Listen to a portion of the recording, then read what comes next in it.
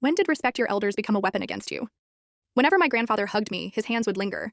He'd always whisper some variation of, "My special girl is getting so grown up," right into my ear. His breath smelled like expensive cigars and something that made my stomach turn.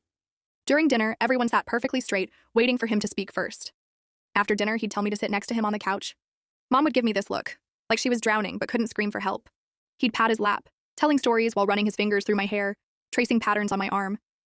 When I'd try to move away, he'd grip my wrist hard enough to leave bruises. The night I stayed at his house alone, he came into my bedroom wearing just his robe. His eyes had this hungry look. He moved like a predator. When he grabbed me, I knew fighting would only make it worse. The next morning, I sat at his kitchen table, fingerprint bruises on my arm, trying to eat cereal while he read the newspaper like nothing happened. When my mom picked me up, I showed her the bruises. I watched her face crumble. She started hyperventilating, begging me never to tell anyone. She told me about her childhood. Nights spent locked in her bedroom, listening to his footsteps in the hallway. How he'd corner her during family gatherings. She said my Aunt Linda tried to tell people once, and ended up homeless. He destroyed her reputation, got her fired from every job she applied to. My Aunt Sarah, who lived 3 states away and worked at a women's shelter, didn't sound surprised when I called. She told me she'd been waiting 16 years for someone to reach out. She connected me with other survivors. They taught me how to document everything properly. For the first time, I felt like I had someone behind me, instead of facing this monster alone. That's when he started showing up. At school, at my job, cornering me in parking lots, hissing threats about ungrateful little girls who spread lies.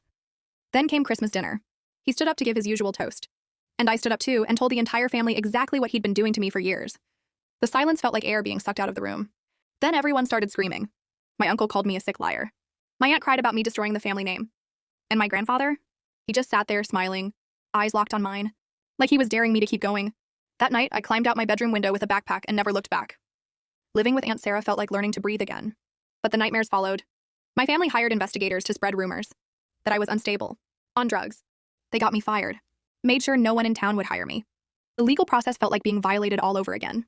Despite everything documented, the case fell apart. Because in small towns, money talks louder than truth.